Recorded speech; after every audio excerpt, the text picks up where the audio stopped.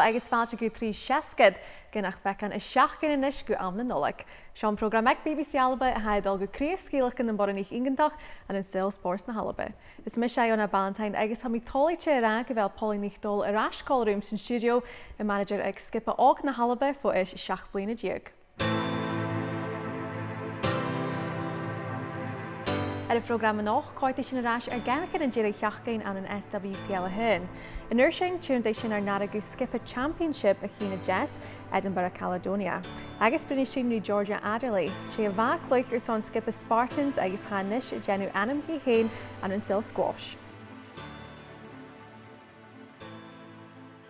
Pauline, welcome back to 360. Thank you. Now, unfortunately, we need to start with a disappointed night for Glasgow City last night, out of the Champions League last 32 with a defeat against Sparta Prague.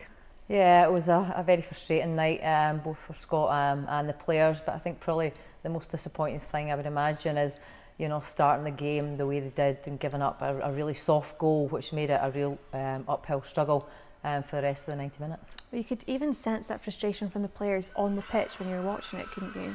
Yeah, you definitely could. I mean, obviously they've come off the back of 2 defeats, and I know that, you know, post-match and both previous games, Scott and Leanne have spoken about how they really needed to tidy up things defensively, having given away quite a few soft goals now. So that will be really disappointing, and it will hurt the players as well. Well, Leanne Ross missing that penalty in the 88th minute, do you feel like that almost sums up that match? Yeah, I think it does. I mean, you would normally put your money on Leanne Ross to slot that away and give them a late lifeline, but it just wasn't to be. And I think, you know, the latter part of the season started to take its toll on Glasgow City, and obviously they recently lost 3 first-team players as well, which, you know, a lot of people don't want to speak about it, but I think it's a transitional time moment for Glasgow City. Well, Tyler Tollin, she also had a goal disallowed. Do you think it should have stood? I think that the free kick was a soft free kick. I don't think for me there looked like there was that much in it, but I suppose in terms of the refereeing, she was consistent throughout. It wasn't great officiating, and definitely for Glasgow City that would have really changed the kind of last 60 minutes of the game or so. What do you think they were missing last night? For me, experience. I think they're missing some of the experience, sort of Champions League experience that the likes of, you know, the players that have moved on would bring. I think for me as well that, you know, the new players that they have at the club are now starting players, and they just need time. They need time to develop the relationships. You know, I'm sure Glasgow City will agree as well that across the last few games we've not seen the kind of flow in football that we're used to seeing them, or potentially, you know, the kind of mental strength and resilience to defend. Well, for Glasgow City as well, 2 seasons ago they made it to the last 16 of the Champions League. Just last season they made it to the quarter-finals. How would you sum up this season in the Champions League? They'll be very disappointed. But I think as well, you know, it's been a difficult year for everybody. In terms of the Champions League, they were very late to the party in terms of their preparations, and they've obviously got challenges ahead in terms of player recruitment as well, and also trying to match what Rangers and Celtic, the status that they now have. So, you know, all in all, yep, they'll be very disappointed. Are there lessons to be learned? Definitely, but I think, you know, if they can get through this kind of transitional next few weeks, then I'm sure that Glasgow City will bring their levels back up, and will be up there at the end of the season also. Well, they do have the winter break now. What do they need to work on? Having been kind of back in a little bit earlier, it is important that the players kind of rest and recover. I think there's probably more for the club management to be looking at in the background in terms of, you know, a needs analysis. What is it that they need, and what areas do they feel maybe a little bit deficient or they don't have cover at this moment in time? So I'm sure Scott and Laura will be talking and will be working to make sure that the level of player that they do bring in will allow them to, you know, really kick on both within the league and then look to obviously get one of those 2 Champions League spots as well. All right, thank you. Thank you. Apar go ná ddíreadh cheachcain aonse nach acin an SWPL a hyn. Gandal san bí nach torsin súil rasmatha ar na gemicin magéire grosser leantainn gairí fíoch cóvíos ag múlacha chlár ag amna Nollaig.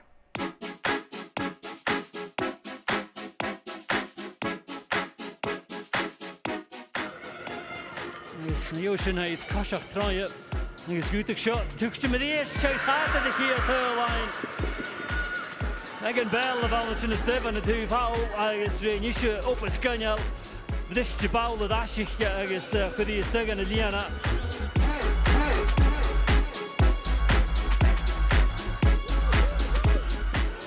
ball háastach i a t-saoghal sin tarsing agus a réis a choramach a dar a thuirláin seo agus háta Fhrògram idir sin agus carstí hebh a han.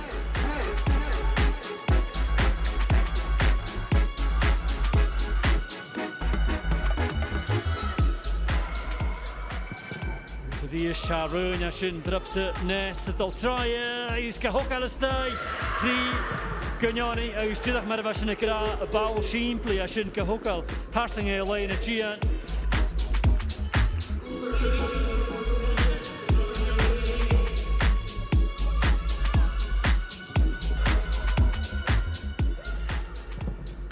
Ball tarsing out to Kedal Tull.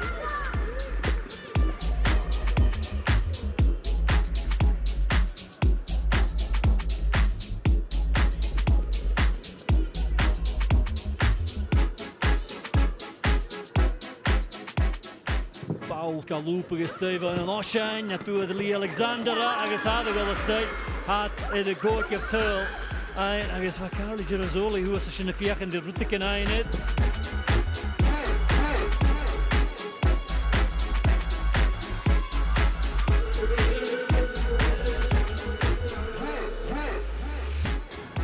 Well, we weren't good enough. We didn't play well enough.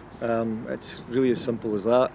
I thought that it was too easy for Rangers to get their goals. They weren't. We weren't competitive enough at the right times to make sure it was more difficult for Rangers. They took their goals well. And yeah, when you don't play well enough and you allow the opposition to have easy goals, then it's always going to be a scoreline like that. Is it a statement to the league as well that you're playing well, you're firing on all cylinders, and you've taken a good scalp off Glasgow? I think it's important for women's football. I think it's important for every young girl out there to see what's ahead of them. With good application and attention to detail and a love for the game, a passion for the game like our girls have got. They could, who's to say where they go in their careers,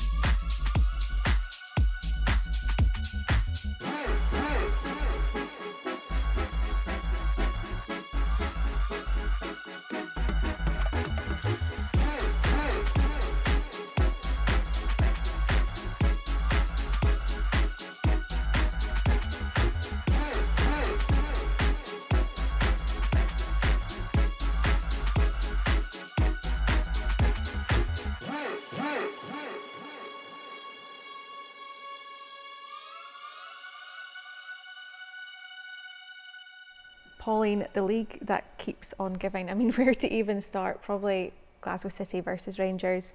What did you make of that result? I don't think it was the result I expected. I felt that the game would have been a lot closer, if I'm honest. But I think you have to take into consideration that obviously Glasgow City had a Champions League game earlier in the week, which for me it looked like that kind of took its toll on them. I felt their performance was flat, and that's not what we're grown to expect from Glasgow City, and it's not the way that they've performed. You know, they've had a really good run from the beginning of the season up until Sunday. Scott Booth has said even before the match that regardless of the outcome, it wouldn't determine what happens in the league. Do you agree with that? Yeah, I think it's too early to say that will define the season for either team. But I think it makes it extremely exciting, you know, at the top of the table.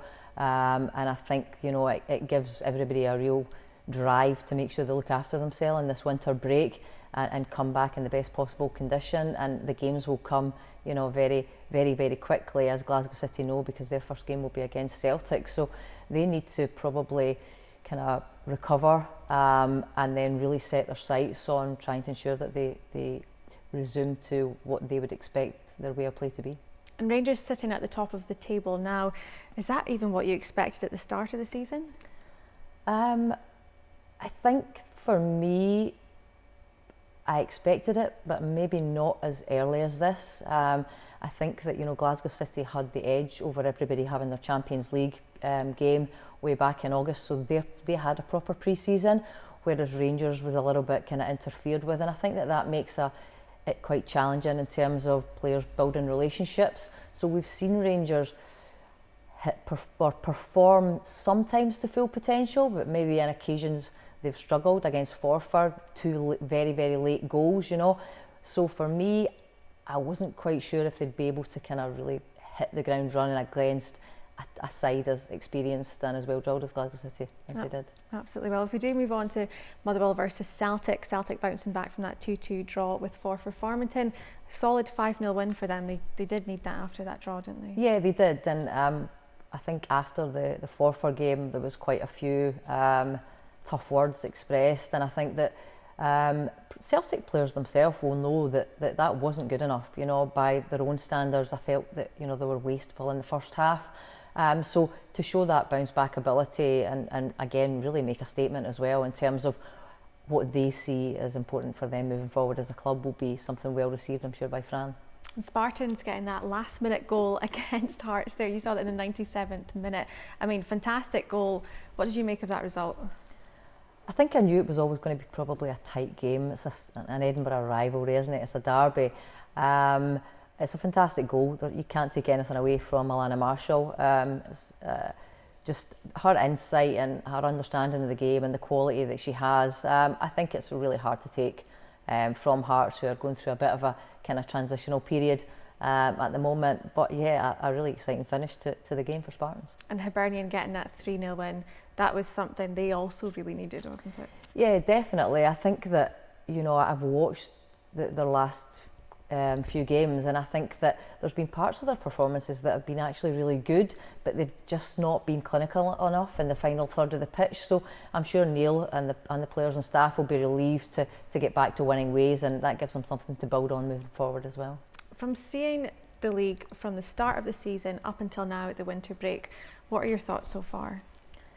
I love how competitive it is. You know, there's been a few kind of upsets or scores that we wouldn't have maybe thought would have kind of went that way, and like I say, Rangers, late winners. Would we have expected Glasgow City to kind of be defeated so significantly by Rangers at the weekend? No. So I think that, you know, there's a potential for anything to happen, and there's quite a few teams I think that will cause further upsets, but I think the exciting thing is that there's quite a few teams in the running for that top spot. Well, it is very exciting indeed, thank you. An táman inis na cheantaigh chun an championship ag Jess agus barach kind a-mach mun skippe Edinburgh Caledonia. Fhrìomh Lìg Ban cluicheadair agus an skippe coache gus barach kind a-mach mun a club.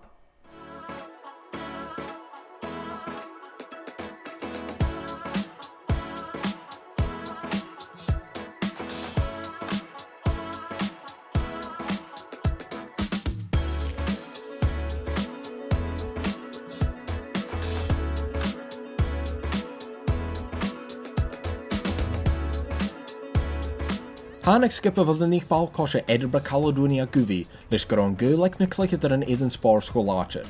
E fast fod gyda coig na'r gach tyf, gu skipper farpasio kerst. Essentially we just started as a fives team and it was just kind of a group of people that were keen to get back into football, just playing for fun, and eventually from there it kind of all evolved into what's Edinburgh Caledonia today.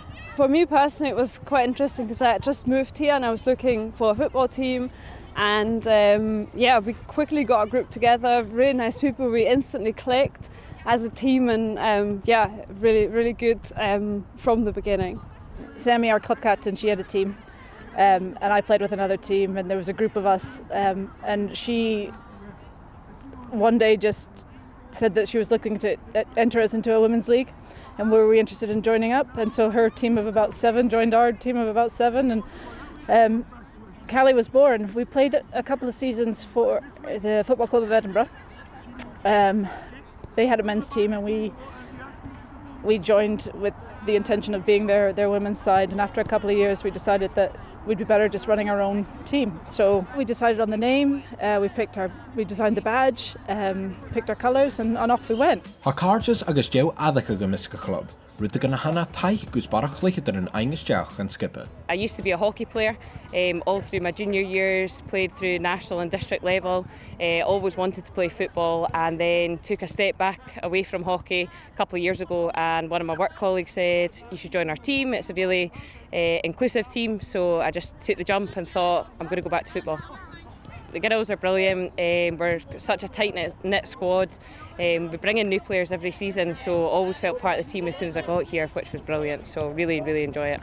There's always been a real sort of family feeling about Callie, because we started ourselves, we're not affiliated with anyone else. The people here are the people that run it, we're the secretary, I'm the treasurer, like we're a self-contained team, and so there's a real family sort of feel about Callie. It's such a huge part of my life, really.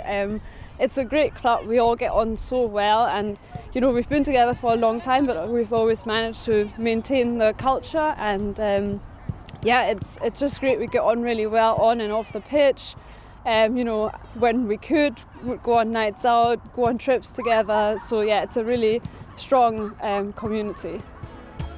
Mar imitach clubéile, who COVID yn eich bwy in Edinburgh Caledonia, agus tron glasig, who can cluicheadair yn taich di c-Saoghal. Everything just stopped overnight. We had just started our season. Again, a couple of games in, but the weather had stopped some, and then suddenly nothing. And it's weird coming to training tonight because it's the first time we've been back in a long time, and even just we're excited to see the girls again. We tried to communicate. People are checking up on each other. We did a bit of a relay run in November where we ran to each other's houses and covered like 100 kilometers or something. So.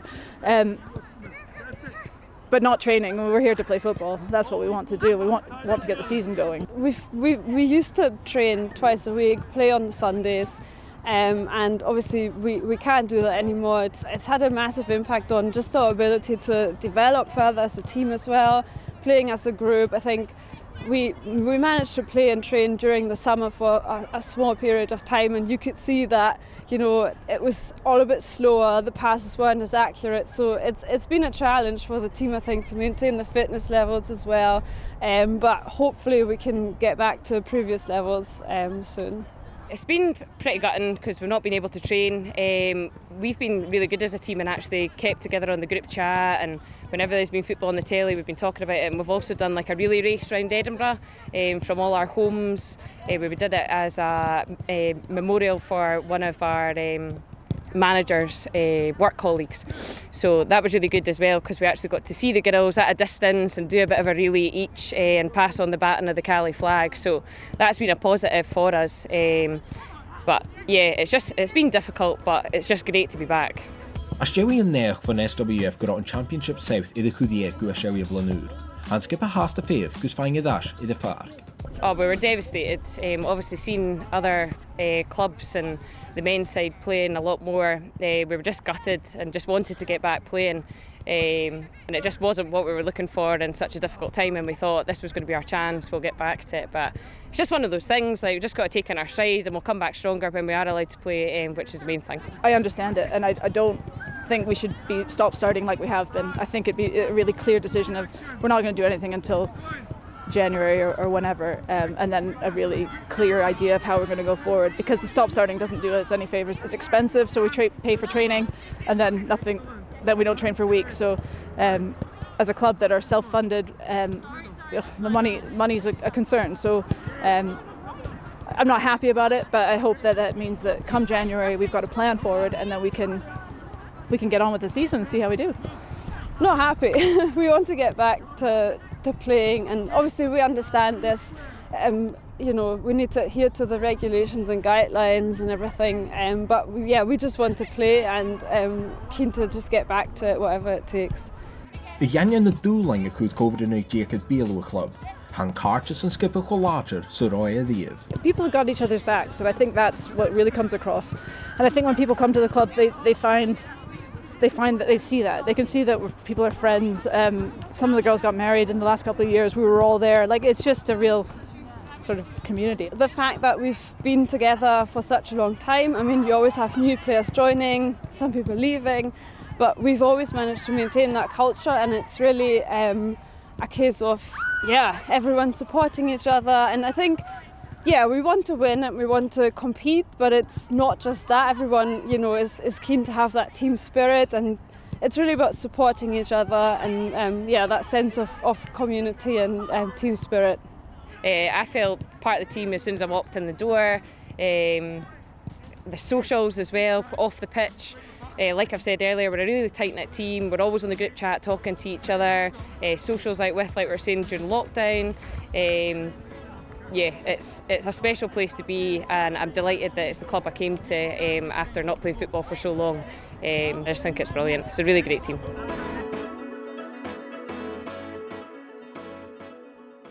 Pauline, isn't it great to see a team like that starting out not long ago, moving up the ranks, and just seeing their passion and dedication? Yeah, it's lovely. It was really quite refreshing and really interesting to see, the different types of personalities that they have at the club, but how they all get on so well, and the support they've shown each other through COVID, I think, is really quite humbling.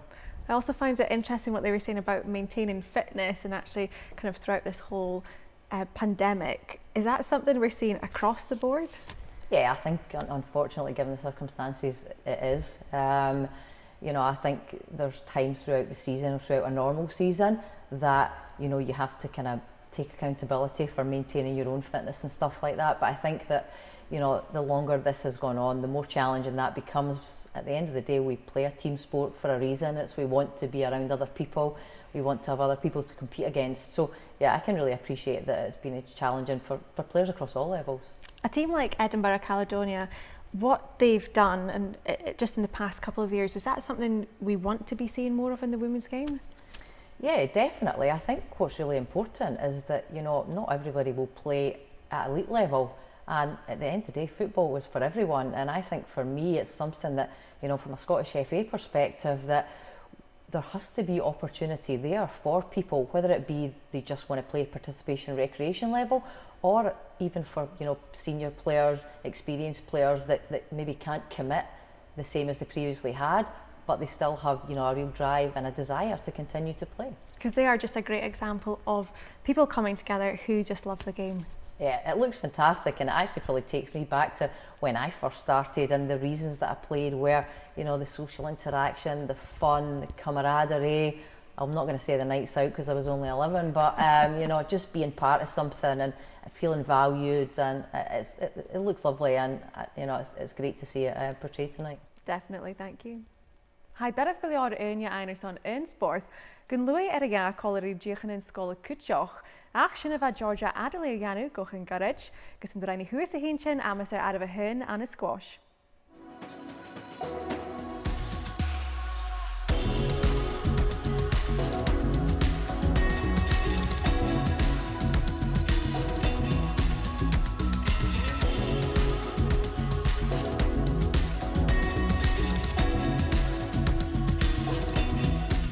Do cluicheadair squash Georgia Adderley.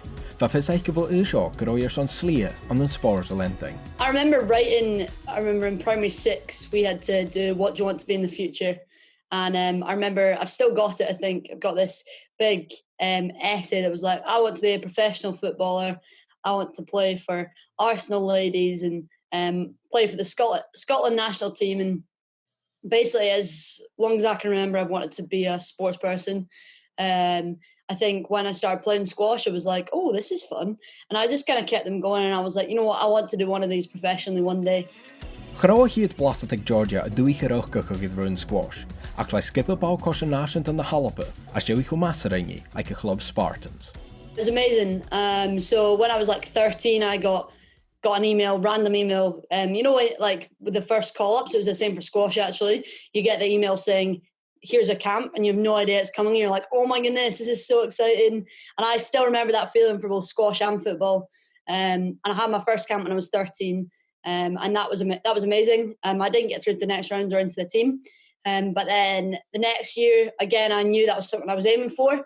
Captained the under-15 team, which was phenomenal. Went to Germany, first time representing my country at football. Yeah, just amazing. Like singing the national anthem. It was the first time I'd ever sang the national anthem. And just a little thing like that, it was just quite emotional, really. Thinking back on it is such a big moment. And then, yeah, like I managed to get selected for the under-17 team a couple of years later. And that was amazing. We went to Serbia, we played in the Europeans.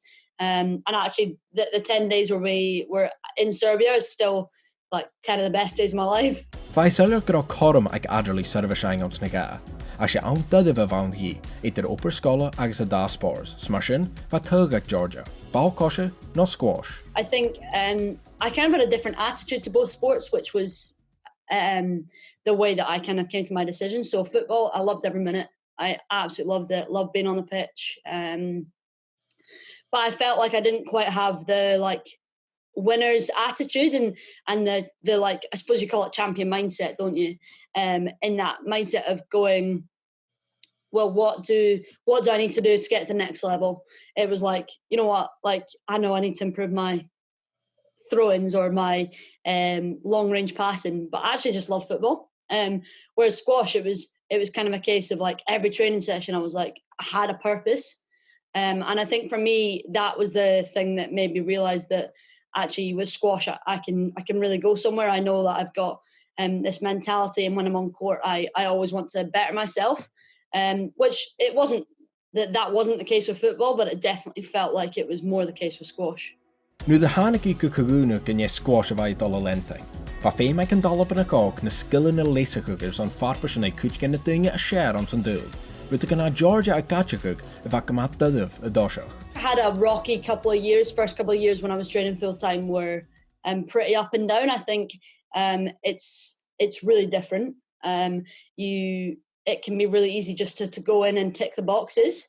Go, yeah, I've done my gym, I've done this, I've done that. But actually that doesn't really get you anywhere. It's about what you're putting in. And I would actually say that lockdown has taught me that more than anything. So I think now I'm training better than I ever have before because I understand why I'm doing every single session. And now, as I say, I feel like I'm in a better place than ever before to be able to go and try and become the best squash player that I can be. And I certainly have seen that over lockdown, the mental stuff that's improved and the physical stuff that's improved has just been huge. So yeah, it's been interesting. It's been a journey, definitely. Ha an sé han nuig blindiag enimiche mar ha am se hiet cluicheadair in a share don tú. Agus gan élir son stad gus an bíad ceannaige a ruig. I'd love to be world number one. That's the goal. Something that me and my coach sat down with and chatted about. We said, yeah, you know what, I think I can do that. I know I've got the capability, I've got the mental strength, and obviously it's no easy journey. But I want it. I really want it. And I'm 19. I'm still at uni. I'm learning so much every day. Like every session I go to, I make mistakes. Every session I go to, I do things well, and it's just taking away the good stuff and learning about the stuff that went a little bit wrong. That's the goal. I think also squash isn't in the Olympics yet, but it's in the Commonwealth Games, and I'd love to get a medal for Scotland at the Commonwealth Games. That's another big dream of mine. Like representing Scotland is one of the best feelings ever, so hopefully continue to do that throughout my career.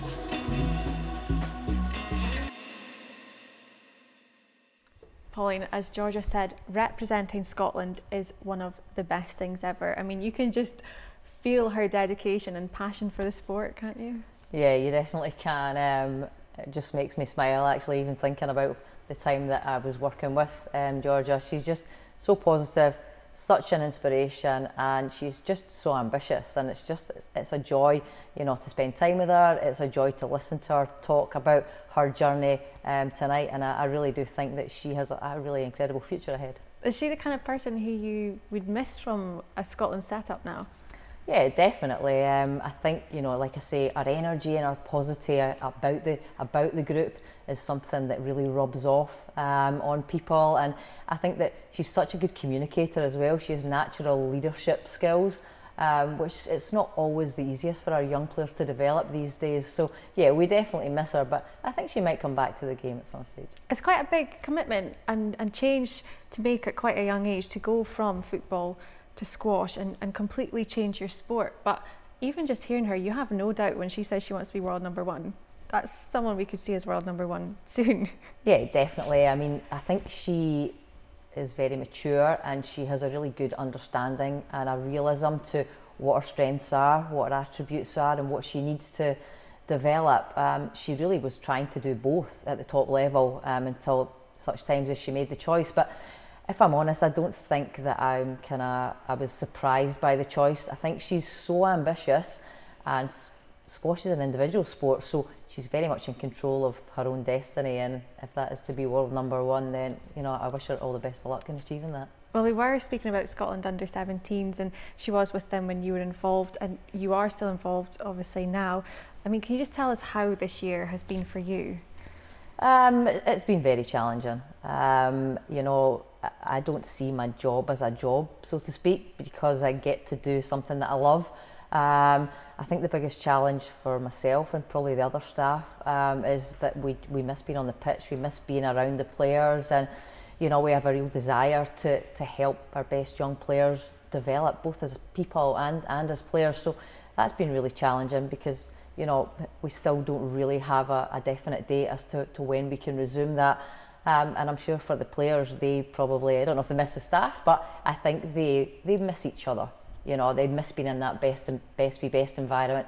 They love representing their country, and it just seems like that was a lifetime away. Well, it has been such a challenging year for so many in kind of every sector, but with sport and with women's sport, despite the challenges this year, do you still feel positives in it moving forward?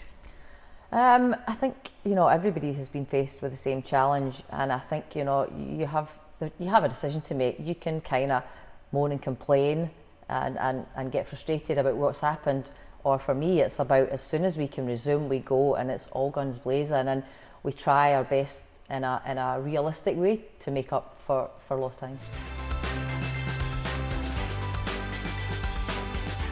Well, sin air san program eile, ma hang ford o Pauline ar san bhí colorúms in studio. Bhí sin rás sin éileach gus Phrìomh Lìg Ban nach ingantach agus na scíalcha nachcha ó sil spòrs. Mar sin dean cínseach go bhfuil sibh gar leantainn agus nach cail sibh prógram san bí. Bhain sin úla an seo ag trí seascad, Nollaig agus Cluinnidh uair in uair a hici.